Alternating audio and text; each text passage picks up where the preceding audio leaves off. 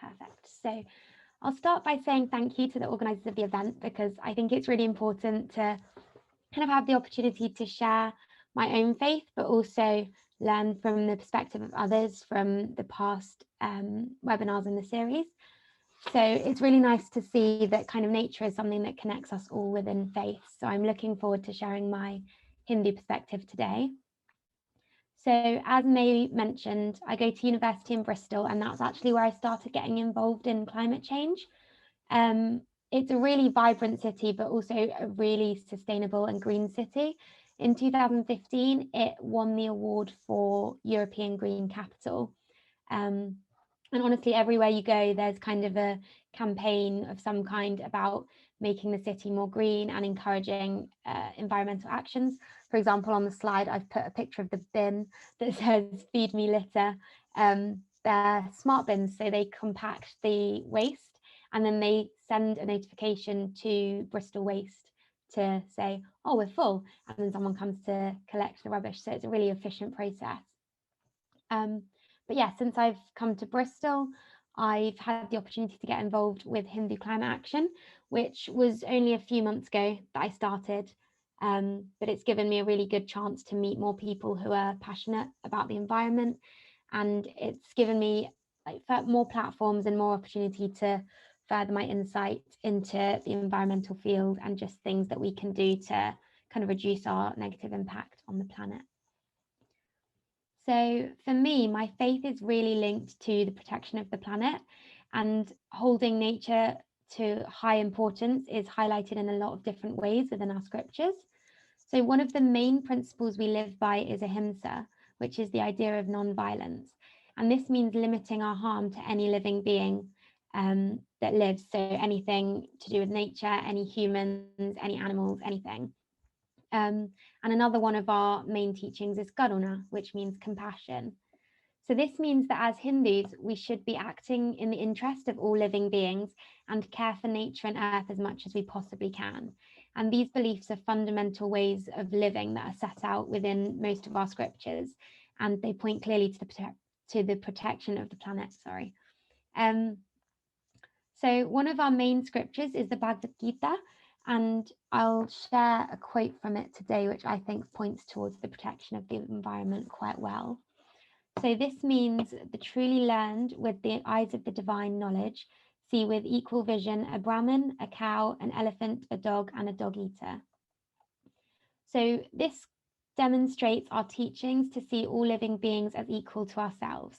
If there wasn't a feeling of hierarchy and superiority between us and the rest of nature, then we wouldn't be treating nature in the same way that we do and using the earth so much in order to live our everyday lives. But instead, we would put more emphasis on coming together as a population to find suitable alternatives to burning fossil fuels, which is where most of our energy comes from at the moment. At the moment, though, in this day and age, it's really difficult to live in complete harmony with nature at all times. But the beliefs within our scriptures kind of say that we should try to minimize our damaging effects on the planet as much as possible. Another quote that I'd like to share with you is from the Mahabharata, which is another one of our main scriptures. And there's another quote on the next slide, which is, amongst the righteous, compassion is the great characteristic mark of Dharma. Compassion is always a source of delight for the righteous. Dharma are the actions that help all living beings flourish, and compassion is identified as the most important quality needed to practice Dharma. Kindness and selfless actions for the betterment of the world are a source of delight. So not only do they give us a sense of purpose and fulfillment in life, but they also help us make the world a better place.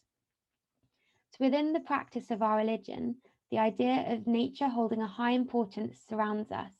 Within our rituals, the idea of looking after Mother Earth and looking after the planet is kind of highlighted throughout as we pray and ask for forgiveness if we do anything untoward or damaging against the environment. This demonstrates another way faith goes hand in hand with the protection of the environment and the importance of taking climate action as per our faith. As I mentioned before, as Hindus, we're taught to act with compassion, and it means that we should show compassion towards others. And this teaching is the one that kind of drives me to take climate action the most, I'd say. Climate change is having a really big impact on those in developing countries, and it's important to discuss these matters so that we can see how pressing the issue of climate change really is. It's a now problem, not a future problem, definitely. So to put it into perspective, Christian Aid did a hunger strike kind of index. They took out this index, which was called the Climate and Food Vulnerability Index, which found that the 10 countries with the highest rate of food insecurity contributed to only 0.08% of carbon emissions. This means that the countries who are contributing the tiniest amounts to global carbon emissions are being really disproportionately affected by the effects of climate change, and this is happening in countless ways. For one example, people who are living in coastal communities can't always afford to pay for protection of their houses and their lives from storm surges and floods, which are more and more prevalent because of climate change. And these countries also don't have the economic stability that some of the richer countries in the world have in order to invest money into the protection of these communities, which means they're automatically at greater risk. Another thing I'd like to mention is that many people in developing countries rely on growing their old food in order to feed their families and communities off their own crops. But due to the damaging effects of climate change, there's far more weather insecurity, meaning that crops don't always survive, which is a massive issue when it's their main food source. It's especially important to talk about this on a global scale in the run-up to COP26, which is taking place in November in the UK. This will be the 26th United Nations conference, where countries from across the world come together in an attempt to tackle the climate crisis. At COP15 in 2009, a commitment to channel $100 billion per year towards the damaging effects of climate change on developing countries was made, and it was meant to be met by 2020. But unfortunately, this wasn't met, and we're all hoping that a higher target is going to be made and hopefully met at the upcoming conference in Glasgow. But this demonstrates the lack of commitment to action being taken by leading figures in more developed countries to help developing countries. But it also shows us the importance of engaging with COP and understanding the importance behind these conferences. On a smaller scale, it's really important to know that we can make a difference on an individual scale. So there's many measures that we can take ourselves in order to minimize our carbon emissions in everyday lives and reduce our negative impact on the planet. Adopting a vegetarian diet, which a lot of Hindus do, but also a plant-based diet can help enormously. It's really difficult to kind of make such massive changes, and that's totally understandable. But even cutting out one type of meat or dairy, or being vegan on a Monday, let's say, that can help really massively to help start taking an action.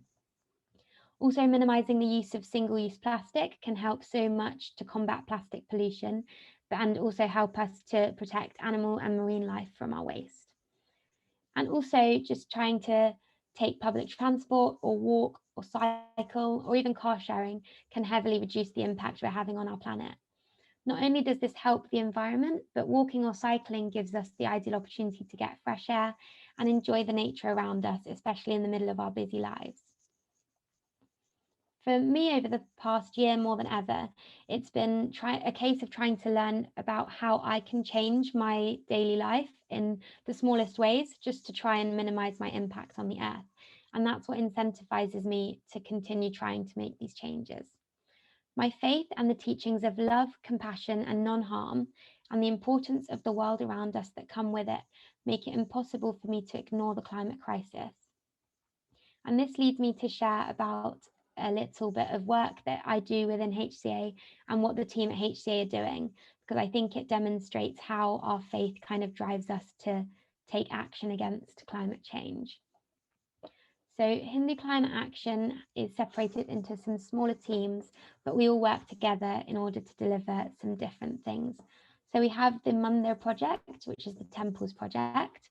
And within this, we're currently developing a sari bag campaign where we're going to take saris and recycle them to make into some bags that we can kind of encourage people to use rather than using shopping bags at, in their weekly shop. And we also deliver workshops to mandirs to raise awareness and help them become more eco-friendly. The In Conversation With platform gives us an ideal opportunity to bring people from different environmental areas to talk to us about different topics, and it helps bring us like some expertise from elsewhere in order to just create conversation within the Hindu community. So on Sunday, we're going to have a speaker, for example, to come and talk to us about growing our own food, because our theme for the month is growing our own food. So she's going to give us lots of tips and tricks on how to grow different plants, and kind of how to make them survive, because I don't know about anyone else on this call, but I am awful at keeping plants alive. And our past topics have included eco-anxiety, plastic pollution, and the transport sector. We also have a youth outreach programme, which does collaborations with the National Hindu Students Forum to encourage students to think about sustainability more and how they can make some environmentally friendly changes. And we also recently had an environmental careers talk to encourage students to take part in kind of a networking event to encourage them to pursue a career in the environmental sector. And the last one I want to mention is the Ditch the Plastic campaign, which was a campaign to raise awareness and share resources on combating the issue of plastic pollution. So we've made proposals to help companies reduce their impact on the environment and help them to cut out their plastic use. And we're organising a national litter pick project. And we've also in the process of creating a resource bank for our website with lots of important material to help people tackle plastic pollution. So all the work that we're doing within Hindu Climate Action is because our faith has kind of pushed us in the direction of we want to do everything that we can in order to try and save the planet and encourage others to do the same. So yeah, that was my Hindu perspective on the environment. Brilliant. Well, thank you, Aashna. That's such a great insight, and such amazing work that you're doing with HCA. So thank you so much. That was brilliant. One of the questions, there's an opportunity for questions now. So if anyone has any questions, then please do write them in the chat box. The first one, which I'm going to ask, is something that I've asked the other speakers during this series, so you might be familiar with the question, is what gives you hope? And I know obviously you mentioned COP26 coming up and lots of the fantastic work that you're doing within Hindu Climate Action, but for you, what drives you, motivates you, and gives you hope for the future? For me, it's quite a broad question, because I'd say a lot of things give me hope. Before I kind of started getting interested in the whole kind of environmentally friendly world, I don't think I was, I didn't really see much going on. I think you have to know where to look. But since I've kind of been in the environment to kind of be in the face of all these different campaigns and things going on, it's been like really nice to see everyone trying to make an active effort.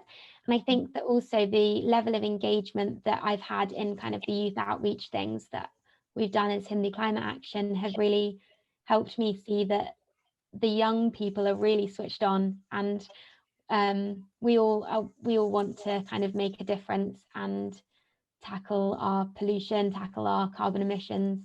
So that's definitely something that gives me hope. Brilliant, thank you. And we had a question sent in from Tara before, and one of the questions is, sorry, just coming through. Yep, from Tara. What is the most common nature preservation in all three faiths? Where is the common, perhaps this one, where is the common ground to learn from nature, which we can share to have harmony through interfaith? I was saying this to you just before the talk, actually, is that there's a lot of similar teachings within different faiths, and it's really nice to see. But I think that every single faith has a different way of saying the same kind of thing, which is you should be kind of respecting nature around you. You should be looking after it and really valuing it as much as it deserves to be valued. Nature gives us so much, including kind of, as you mentioned at the beginning, like with mental health, well-being. It can really lift your mood, like a sunny day, a nice walk in the park. And I'd say that a lot of faiths kind of agree with that within their individual scriptures. So it's definitely something that kind of brings all of Interfaith together, definitely. Thank you. And we've had a question from John.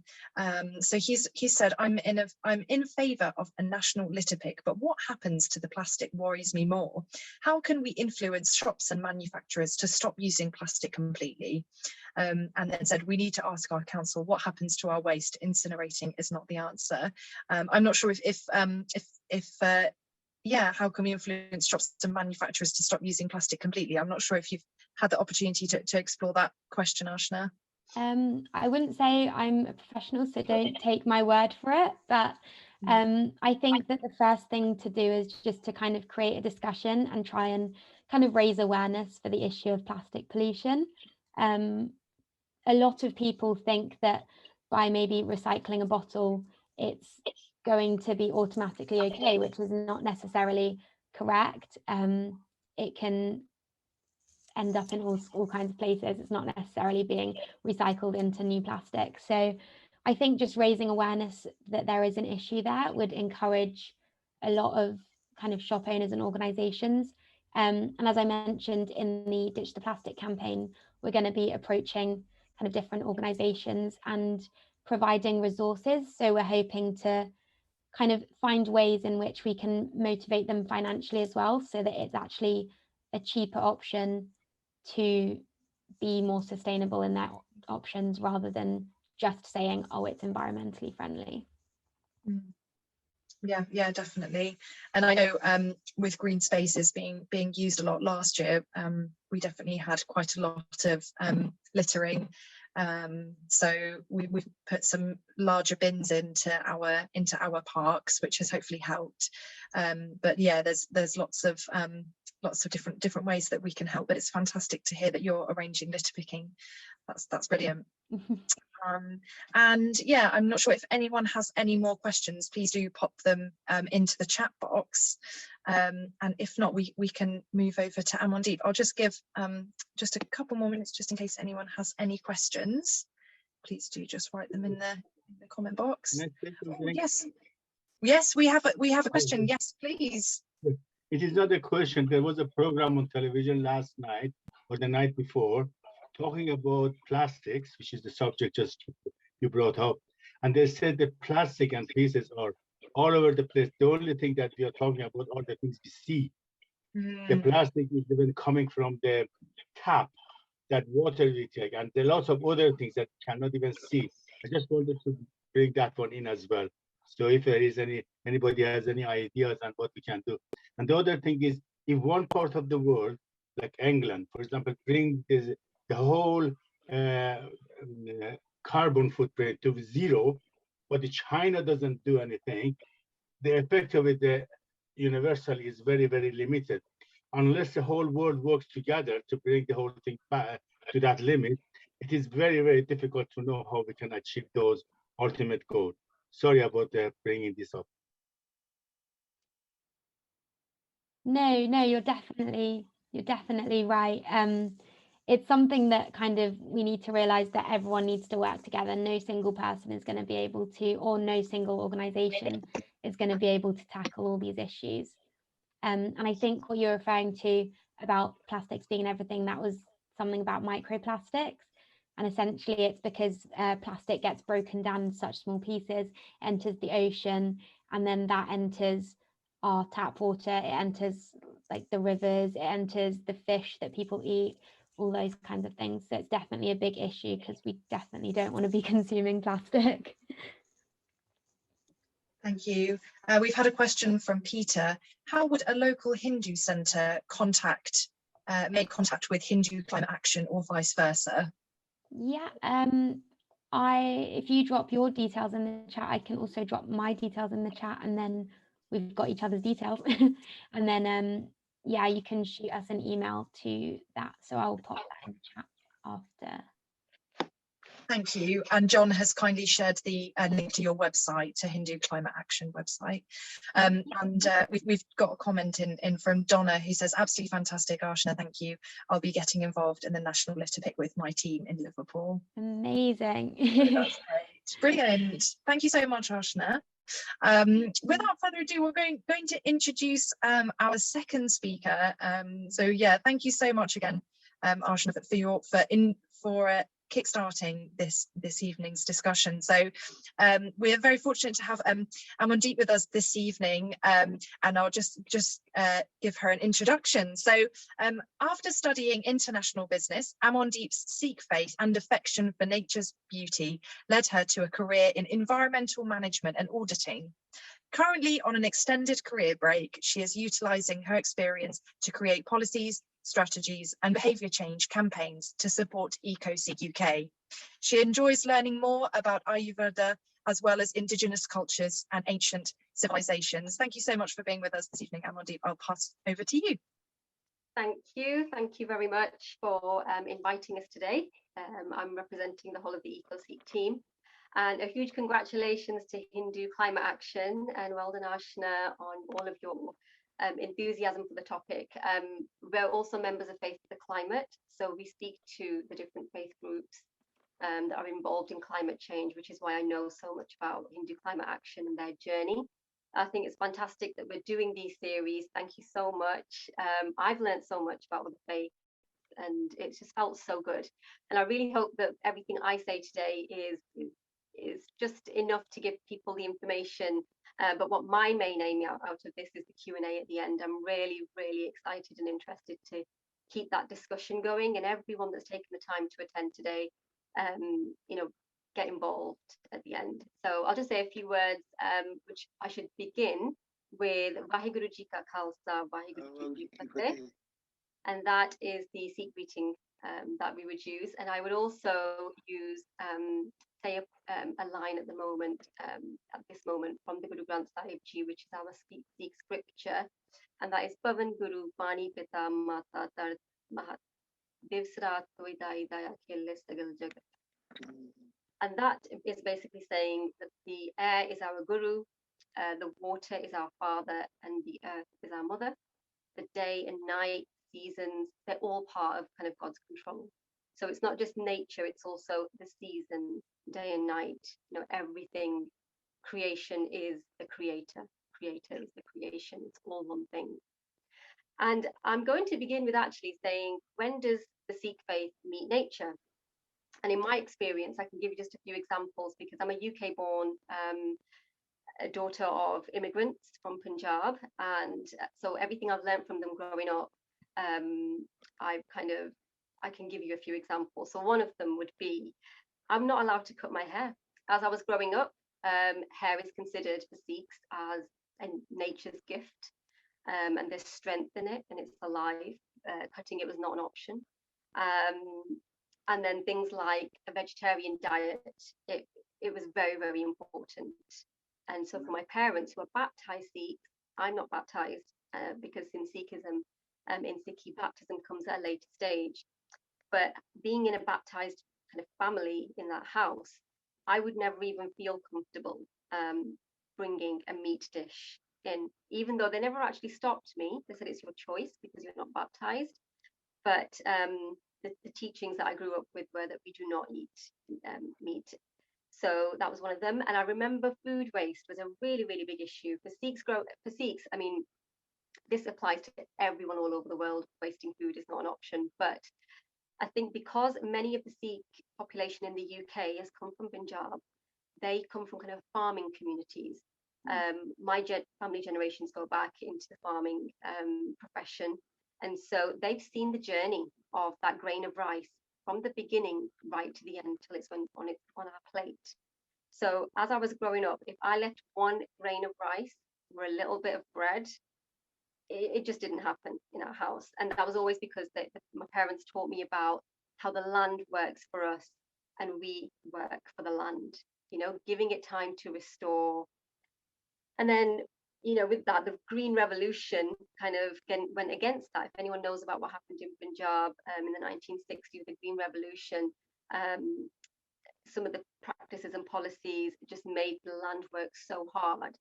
And that's when we use nature to harness it rather than work in harmony with it. And that differentiation is really, really important. So I grew up listening to lots and lots of stories about how granddad would sleep outside under the stars. He would guard, you know, the animals at night. They were part of the family. So for a lot of Sikhs growing up in the UK, our families from Punjabi backgrounds and Sikh backgrounds have had this kind of animals on the farm life, outdoor life. But what happened is that when they moved over to the UK, green spaces and other things like that, they weren't given, I think, as much emphasis as they should have been. So the bright lights of the city things and you know, the abundance of resources available is a big cultural shift. And I think our generation is bringing that back, and we're bringing these intergenerational links together to say, actually, our roots are very, very kind of embedded in simplicity, not being greedy. And the kind of lives that, you know, some of us are leading today go against that. So maybe on a weekend we might go to the Gurdwara and pray, but actually how much of our teachings are we understanding? And that's why I'm part of EcoSikh UK, because we want to bring everything together, you know, unite all the cultural, the kind of the Sikh part, the religious part, all together to say what matters right now and how we link it all together. So being out in nature was always a big thing. My parents being baptized Sikhs, they felt that spiritual connection whenever we went to an outdoor space. My dad would often say, look, Rab de Rang, you know, that's the colors of the creator. You know, everything we see, the trees, the skies, you know, we'd have a big emphasis on that. So with the origins of the Sikh faith being in fighting inequality in society, exploitation of the poor and the marginal by the religious and political establishment. Those were the reasons why in the 1400s, Guru Nanak Dev Ji saw that there were so many divisions happening between people and nature that we needed to fight injustice. And that is essentially what the Sikh religion's about. You know, the Khalsa is a very kind of prominent appearance. If you see someone who has been baptized from the Khalsa, they have an appearance that you can't ignore. So they are meant to be pillars for, you know, kind of society in terms of setting good examples, and that involves not dropping litter, you know, respecting nature. So if that's our basis and that's where we're beginning, then thoughts and deeds are the most important thing. For Guru Nanak Dev Ji, the founder of the Sikh faith, it wasn't about the superstitions and the rituals that people were very much caught up in, and the integration between social and environmental justice. It goes hand in hand, and I think the Sikh faith in particular really, really sees that, because it's such a new religion. When you see social inequalities, like, you know, from the 1400s to today, there are some similarities. You know, back then the poor were not allowed to access education and read religious texts. So if today's society, we look at certain green spaces that people from certain parts of the society don't have access to, you know, what are the reasons to that? And I'm glad we're doing this today, because we need to highlight these things and get those people to come forward and tell us what would it be that would get you to some of these green spaces more and use them more. We've got such an abundance of them in this country. So when you look at that as part of the Sikh faith, you come across the principles that really embed why we look after nature so much. Selfless service, we call it seva, is absolutely paramount, because the Sikh people, the main aim is not personal salvation, it's about serving the community and nature. And a quote from the Guru Granth Sahib Ji from our scriptures is, a God-conscious person is animated with an intense desire to do good in this world. There are so many parts of the Guru Granth Sahib Ji that refer to nature, birds, trees. Another one is, I perceive your form in all life and light. I perceive your power in all spheres and sight. But you can only do that if you get rid of this duality. So Guru Nanak Dev Ji talked about Ik Oankar. Our holy scriptures begin with that. Most of our prayers begin with that. And most people think it just means there's one God. And it goes beyond that. It's saying the oneness is in everything and everyone. So once you get over the duality of me and you, me and nature. When you see that oneness and it all comes together, that was what Guru Nanak Dev Ji's philosophy was. And you can only do that if you get rid of the ego. And the ego, I think, is what prevents us sometimes from doing certain things, because it's, well, what is in it for me? And that attachment and greed of consuming more, and not recycling, not having that care for what happens to things afterwards. Those are the kind of vices that Sikh faith warns us about. And the virtues that we're meant to be embracing are common amongst all religions: seeking truth, contentment, compassion, love. And the concept of Sangat is so important in this, because you can only let go of these vices and embrace the virtues if you're with good company. So there are two words I'd like to just mention: Sangat, Pangat. Sangat is your association. Are you in the company of those kind of people who are doing good things? If you are in with some bird watchers, it's most likely that you'll probably end up joining them. If you know people that talk about nature on a daily basis, it's most likely that you'll also start that. So Sangat and who you keep in your company is very important. Pangat is about sitting in a row. It's that equality that Sikhi really wants to bring out in every situation. In a Gurdwara, if you ever go there, there's free food called langar. And back in the 1500s, rich people and poor people didn't sit together to eat. But something as basic as that, the Sikh faith had an emphasis on being together. So when we look at the values of the Sikh faith and the things that it pushes, it automatically pushes us towards caring for other people, animals, nature. Our seventh Guru, Guru Har Rai Ji, was particularly appreciative of medicinal qualities of herbs and plants. And recently there's been a whole new regeneration of that area that he originally kind of had that garden in. And I think with the whole climate change movement now, people are rekindling that spirit, that we were ignited with from our gurus. So I'd like to finish, because I don't know how many minutes I've got left, May. You've got another 5 minutes, but please take as long as you want to. We haven't had any questions come through yet, so if anyone has got any questions, please do write them into the chat box. So there's no rush for you, Amandeep. That's fine. I didn't want to go over my time. So yeah, with the Sikh faith, discipline of service, spirit of cooperation is what makes us want to do service for the environment. And EcoSikh UK are involved in a lot of projects in the UK around tree planting and education piece as well. So we want places of worship to be ambassadors for their local green spaces.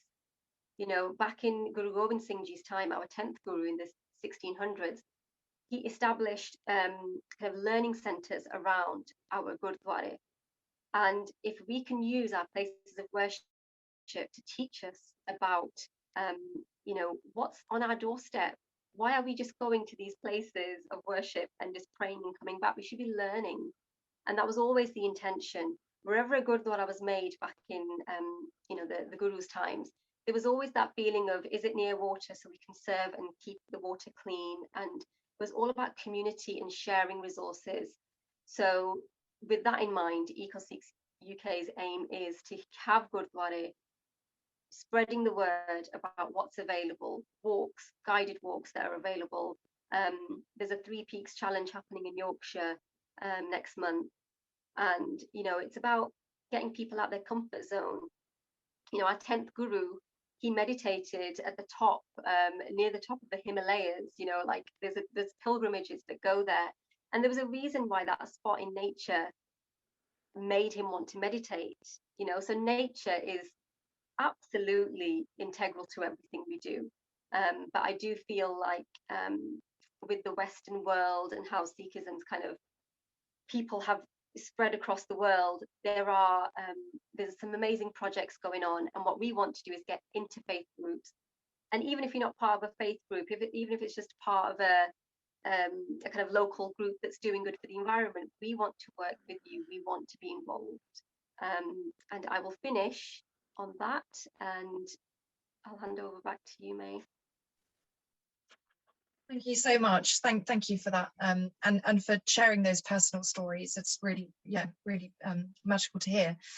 So we have a question from John, who says Pope Francis in Laudato Si stresses the link between the option for the poor and treasuring nature.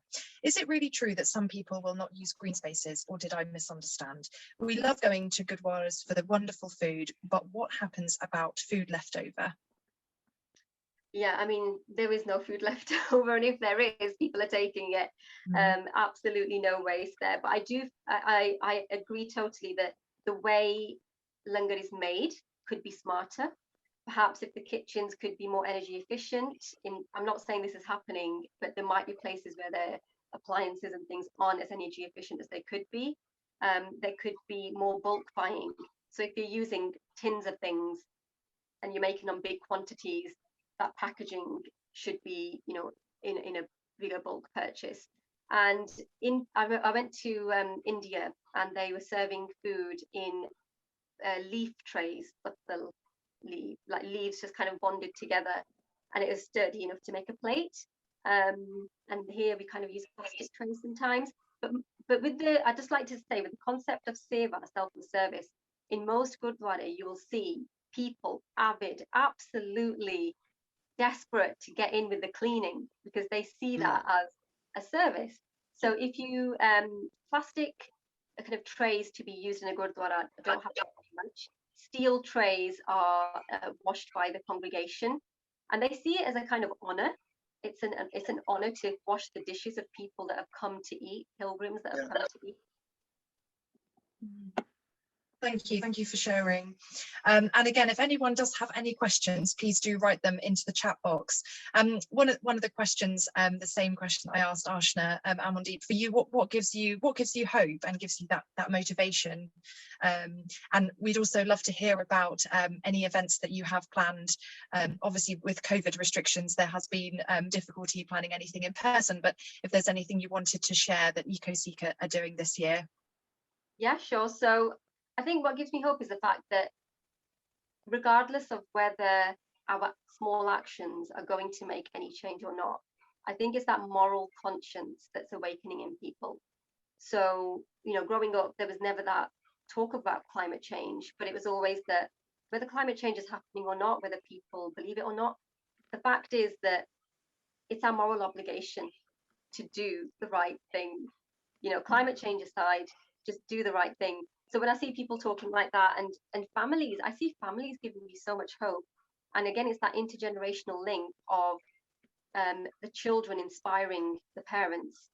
Young mums now are so clued up compared to maybe 10 years ago, where social media is just giving them so many ideas on, you know, what to do with their children around nature. And COVID gave me hope because people started looking for things. Soft plays weren't open, so they were going out into the open. And I hope that this keeps kind of going, that love for nature. And as the Royal Parks served so many people, as did other parks in the country, can we keep that love going? Because I've got hope from that, thinking that there's some major relationships that have been formed by people and nature, and how can we keep that going?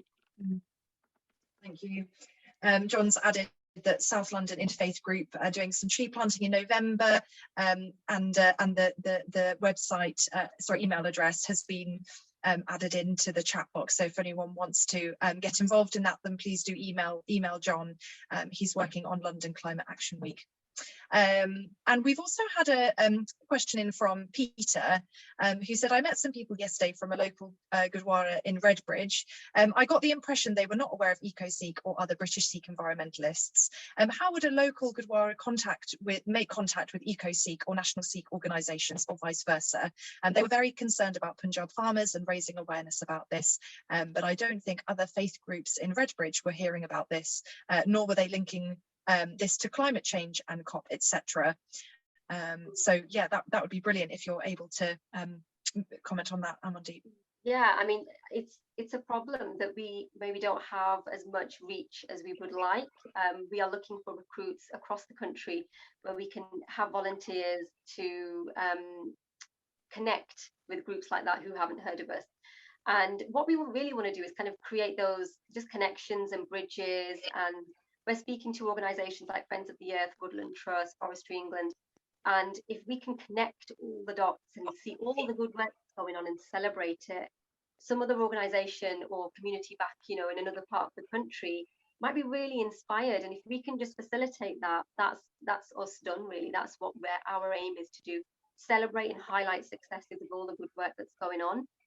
Tree planting is very, very popular, and I think we would like to do a lot more of that. We had some events that we had to cancel, which will be, you can follow us on our website and social media.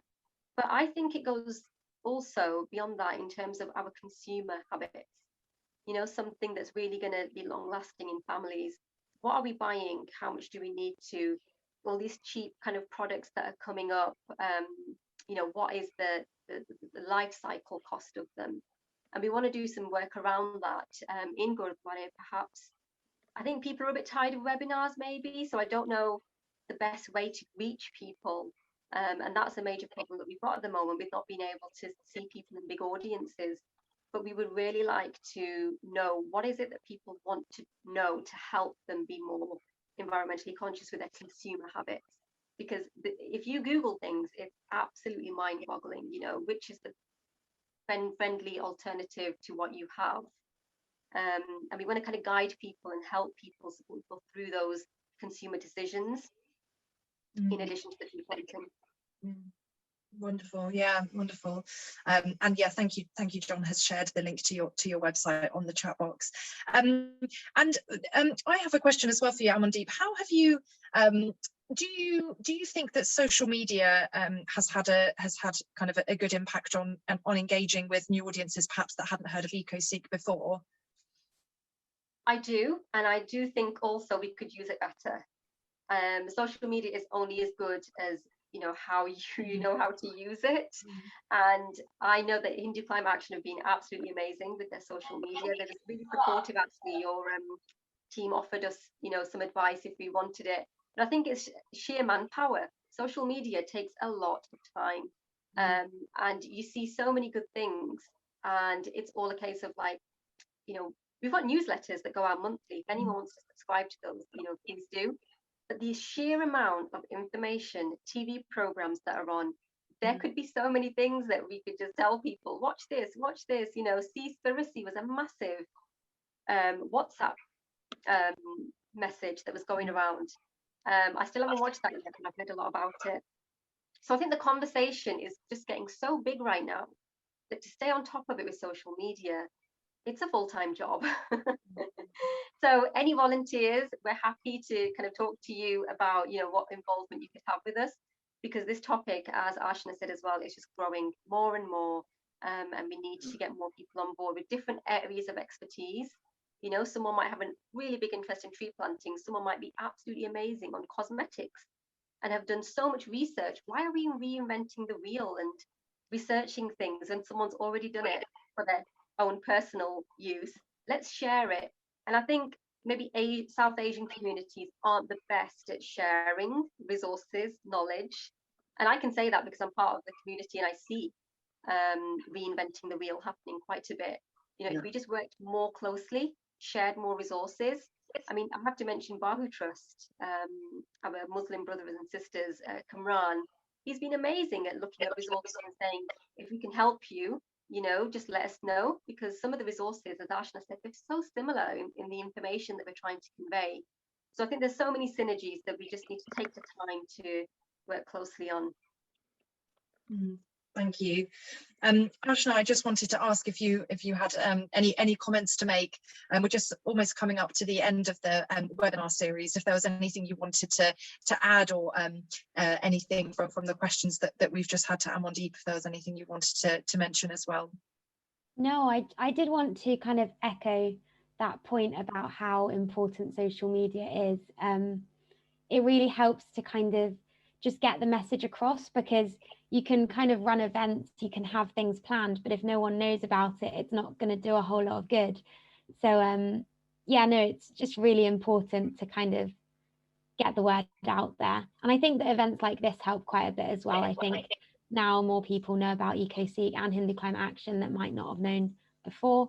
So yeah, just getting out there and kind of trying to talk about it whenever you can, and kind of advertise yourself on social media. It's so important, and it helps, I think, definitely with the younger population as well. I spend far too much time on my phone, I know from personal experience, but then while it's definitely having a negative impact sometimes, it's also bringing me so much.